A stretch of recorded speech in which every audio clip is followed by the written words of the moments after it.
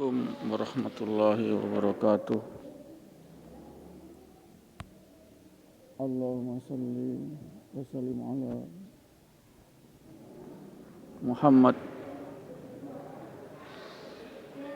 wa salli wa salatu wa salam ala asrafil anbiya'i wal mursalin wa ala alihi wa sahbihi ajma'in. Amma ba'du. Ya Allah, selamat serta salam tersampaikan kepada junjungan kami Nabi Muhammad sallallahu alaihi wasallam, para al-anbiya, nabi-nabi, dan para sahabat wasahbi ajma'in semuanya. Insyaallah, amin. Rabbi shrah li sadri wa yassir li amri wahlul 'uqdatam min lisani yafqahu qawli. Rabbi zidni ilma warzuqni fahman. Rabbana zalamna anfusana wa illam taghfir lana wa tarhamna lanakunanna minal khasirin. Rabbana wa ilaihil masir wa alaikal masir. Ya ayyuhalladzina amanu taqullaha haqqa tuqatih wa la tamutunna illa wa antum muslimun. Allahumma ighfir lil mu'minin wal mu'minat wal muslimin wal muslimat al ahya'i wal amwat. Pendengar yang dirahmati Allah, pertama-tama kita haturkan puji syukur kehadirat Allah atas segala nikmat, terutama nikmat iman la ilaha illallah dakhalal jannah. Ini nikmat yang paling sempurna, yakni tasihul iman la ilaha illallah Muhammadar Rasulullah dakhalal jannah. Wa man kana akhiruka kalamihi la ilaha illallah dakhalal jannah. Barang siapa di akhirnya sebelum meninggal, sebelum dicabut nyawanya oleh malaikat Israel, mengucapkan la ilaha illallah, tiada Tuhan selain Allah, dakhalal jannah, maka dijamin Allah masuk surga. Ini rumus masuk surga.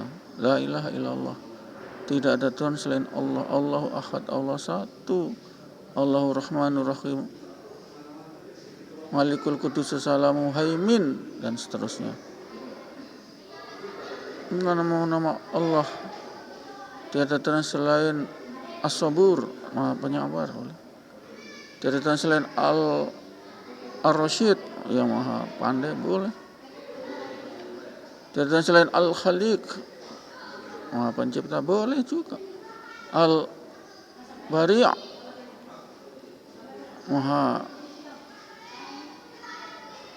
mencipta juga, mencipta yang baru. Al-Bari', baru. Allah baru. Al-Bir, Allah Maha, tiada Tuhan selain Allah Maha pembaik. Birrul walidain, berbaik kepada dua orang tua. Ini nama-nama Allah. Jadi sebagai ustaz asatidz, jadi sebagai tadris pembelajaran ini, ustadz itu adalah pemberi pelajaran, tadris pelajaran bidang studi, yakni tentang agama, jalan menuju surga. Apa jalan menuju surga? Jelas la ilaha illallah. Ini menjadi sudah trademark, ya, tanda dagang masuk surga. Trademark, tanda dagang masuk surga. Apa? La ilaha illallah.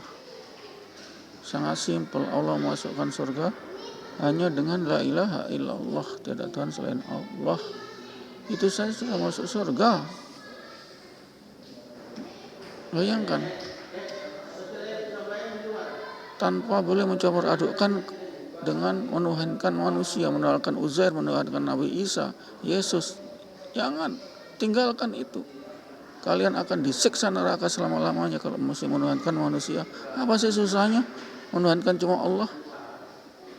Nggak usah ditambah-tambah Tuhan 3 Trinitas, 3 in 1 istilah. Jangan. Itu jalan setan, jalan iblis. Bapak ibu akan masuk neraka selama-lamanya. Tinggalkan itu ibu, bapak. Jangan menuhankan makanan, kalau tidak makan dulu. Jatuh di jalan, aduh. Jadi penyebab jatuh di jalan bukan Allah tapi makanan, nasi. Na'udzubillah. Sudah kafir kita, musyrik. Yang mendatangkan hujan adalah pang-pang. Na'udzubillah min dzalik. Yang mendatangkan Tuhan Allah. Kul min indillah. Kul min indillah, itulah iman sempurna, semua dari sisi Allah. Jadi pelacur karena Allah telah mencabut hidayah kebaikan. Jadi pemberontak, jadi pembunuh karena Allah telah mencabut hidayah kebaikan. Jadi kafir musyrik kalau Allah telah mencabut keimanan kita. Kul min indillah, semua dari sisi Allah. Tidak ada Tuhan selain Allah, tidak ada penyebab selain Allah. Itu kan kunci surga, sehingga Ustadz itu adalah pemberi petunjuk jalan ke surga. Bagaimana itu jalan surga? Pertama, la ilaha illallah. Kedua adalah birrul akhlak, akhlak yang mulia. Itu saja. Akhlak yang mulia termasuk sholat 5 waktu di masjid sebagai sunnah Nabi juga. Nanti di akhirat akan jadi saksi semua ini, masjid, pintu masjid, lantai masjid, bumi yang kita injak ke masjid, jalan dari rumah ke masjid, ini jadi saksi semua. Si fulan ini Muhammad ahli makmurkan masjid sholat 5 waktu. Maka langsung dipanggil, diberi syafaat, langsung dipanggil malaikat Ridwan punya ke surga.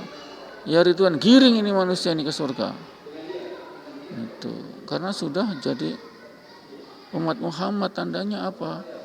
Ahli sunnah, mengerjakan sunnah Nabi. Yang paling utama apa? Sunnah Nabi, sholat di masjid. Gimana ngaku umat Muhammad gak pernah jalankan sunnah Muhammad? Apa sih yang jalan apa? Sunnah Muhammad, makan pakai sendok bukan sunnah Nabi, makan duduk bukan sunnah Nabi, tapi makan dengan kaki kanan, kaki kiri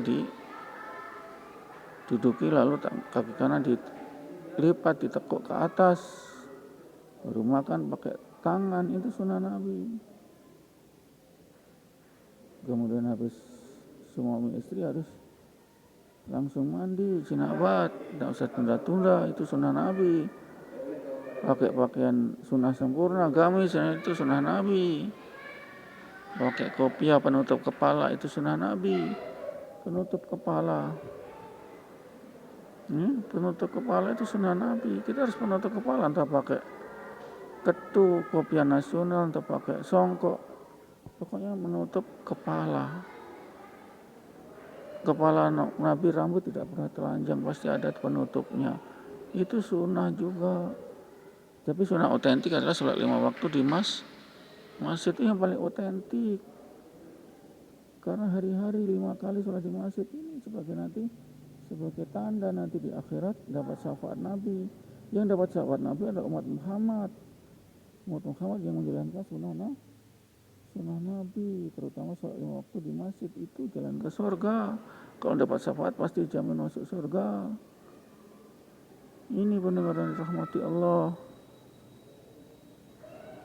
Kemudian menghindari daripada percakapan yang mubazir, tengah malam ngobrol ngalor ngidul, terakhir bacumbu nama orang, ghibah, istilahnya apa, menggunjing orang, kejelekannya orang, dosa kan. Hindari itu. Lebih baik malam kita zikir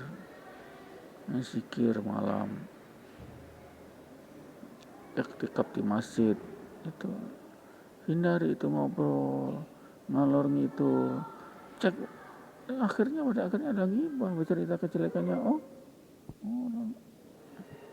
Oke lah, mungkin mencerita kebaikannya orang, tapi kan kebanyakan menceritakan ghibah kejelekannya orang. Dia menceritakan kebaikannya orang itu hukumnya adalah dapat pahala kebaikannya orang. Siapa tahu ditiru kebaikannya orang itu. Tapi kalau menceritakan kejelekannya orang, nauzubillah min dzalik, sama dengan makan bangkai keluarga sendiri, teman sendiri, itu sama dengan makan bangkai. Dalam Al-Quran Al-Hujurat diceritakan itu. Jangan hindari, jaga martabatnya orang. Kasihan itu fitnah lebih, al-fitnah itu asyaddu minal qatli, fitnah lebih kejam dari pembunuhan. Jangan, martabatnya orang, kehormatannya orang harus kita jaga sebagai sesama muslim. Wajib hukumnya menjaga kehormatan orang lain dengan tidak membicarakan kejelekannya. Okelah dia ada kejelekannya, tapi itu wajar sebagai manusia yang penuh dengan kekurangan.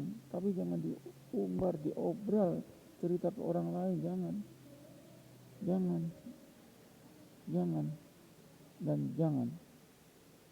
Jadi menjaga kehormatan orang, apalagi ikhwan kita, satu jamaah muslimin wal muslimah, itu wajib hukumnya. Sehingga dikatakan kalau kita mencemarkan nama baik, itu adalah sebagai fitnah. Al-fitnah tu asyaddu minal qatl. Sesungguhnya fitnah lebih besar dari dosanya daripada pembunuhan. Dijaga itu martabatnya orang, kasihan. Kita pun demikian. Kalau dicerita martabatnya orang, kita jatuh, kasihan juga, kita sedih juga. Padahal itu belum tentu. Kalau tahu benar, itu namanya ghibah, dosa. Kalau tahu salah, itu namanya fitnah, kasihan. Kalau itu benar kejelekannya orang, berarti ghibah. Ghibah adalah tidak menghargai martabat orang. Kalau tak itu salah, itu adalah fitnah. Tidak sesuai dengan yang dituduhkan, itu adalah fitnah lebih kejam daripada pembunuh. Kasihan ini fikih mengenai hablum minan nas ini perlu kita jaga, yakni ceritakan saja kebaikannya orang, itu lebih mulia. Karena tujuan kita adalah untuk memberi motivasi agar kebaikannya orang itu ditiru, itu saja. Oh dia itu baik penceramah, oh dia itu sangat santun, itu pahala. Kalau kita ghibah kejelekan orang, kita akan diborong semua dosa-dosa orang itu, kita borong masuk ke kita dosanya. Atau pahala kita, orang itu borong, yang kita ghibah itu borong jadi miliknya kita, jadi habis pahala, habis lagi dosa-dosanya orang itu kita transfer jadi dosa terus, dosa kuadrat, dosa jariah. Iya, dosa jariah. Kita kejelekannya orang si fulan, kita kasih cerita ke orang lain cerita lagi. Itu dosa berantai, itu dosa jariah. Ada amal jariah, juga ada dosa jariah. Ketika kita meninggal, dikubur, sudah enak-enak dikubur, datang itu dosa, itu jariah. Kita pikul, tambah dosa. Sebetulnya terputus amalan, tapi jariah ini tetap jalan. Dosa jariah tetap jalan. Loh iya, yang mengatakan si jelek, yang sudah meninggal, yang cerita lagi berantai. Sumbernya dari kita, dari si B yang sudah mati, dia dapat amalan, dapat dosa jariah terus. Biarpun dikubur, itu ada dalilnya, ada amal jariah, ada dosa jariah. Loh iya, kenapa? Iya betul, karena yang mengkabarkan si A itu, memfitnah si A itu adalah si B yang sudah meninggal. Si A ini begini begitu, si C ini begini begitu. Itu berantai terus. Makanya jangan. Kita wajib hukumnya fardu ain menjaga kehormatan orang lain, sahabat kita. Biarpun bukan sahabat kita jaga juga, jangan, nggak boleh kita ungkap, karena kita juga bukan malaikat, bisa salah. Itu pemikiran kita begitu. Inilah pendengar yang dirahmati Allah, ada dosa jariah, ada amal jariah, pahala jariah. Kenapa begitu? Ya memang begitu, itu ada dalilnya dalam Al-Quran. Sehingga kita sangat disayangkan bila kita menghibah orang lain, menceritakan kejelekannya orang lain, terutama para kadrun itu. Ya, para kadrun harus diinsafkan, karena dia sebagai agen-agen daripada neokolonialisme dan imperialisme. Itu jelas itu. Dengan korporasi transnasional, yakni minyak bumi itu, sebagai sarana penjajahan satu negara, karena ketergantungan semua negara pada minyak bumi itu. Demikian pendengar yang dirahmati Allah, pesan saya, mari kita jaga kehormatan orang lain. Kalau toh benar itu adalah ghibah, dosa. Kalau toh salah itu fitnah. Al-fitnah itu asyaddu minal qatl, fitnah lebih besar dosanya daripada membunuhan. Kasihan kan kita bangkai orang semacam tidak ada harganya, semacam anjing lebih berharga, karena kelakuannya itu kita sebar-sebar. Na'udzubillah min dzalik. Apakah kita kemungkinan dosa? Iya, kita terlepas dari dosa, jangan, agar kita jangan juga diungkap dosa-dosa kita, lakukan kita ke orang lain. Ini pendengar yang dirahmati Allah, sehingga kita insaf, jaga perasaannya orang, orang, karena pangkal dari perkelahian masal, perkelahian antar suku adalah kita tidak mampu jaga perasaannya orang.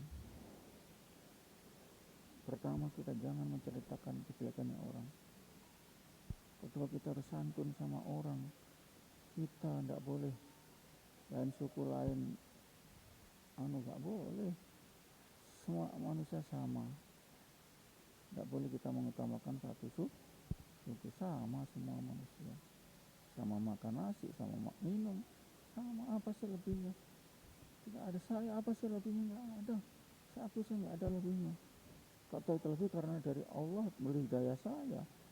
Iya, kalau saya tidak diberi hidayah Allah, saya jadi kafir, musyrik, munafik, penjudi, peminum keras, karena pendosa keras, dugem dan lain-lain. Karena saya masih diberi hidayah Allah, maka saya bisa ceramah begini. Sehingga tidak boleh kita sombong, karena kul min indillah, katakan semua dari sisi Allah. Ini pendengar yang dirahmati Allah, sehingga kita insaf, sadar, dan istighfar. Jaga perasaannya orang, jaga kehormatannya orang, jaga marwah orang. Itu menjaga sesama muslim adalah kehormatannya orang, itu adalah, apalagi sampai membunuh, na'udzubillah min dzalik. Jangan. Tidak ada manusia yang hebat, yang superhero. Kalau kamu superhero, tinggal saja di hutan, mampu tanam sendiri, masak sendiri, cuci sendiri, sana tinggal di hutan. Tidak mampu. Maka kita makhluk sosial. Kunci makhluk sosial harus menjaga keharmonisan sosial, santun, tidak banyak cerita, dan lain-lain. Insyaallah kita akhiri. Bismillahirrahmanirrahim.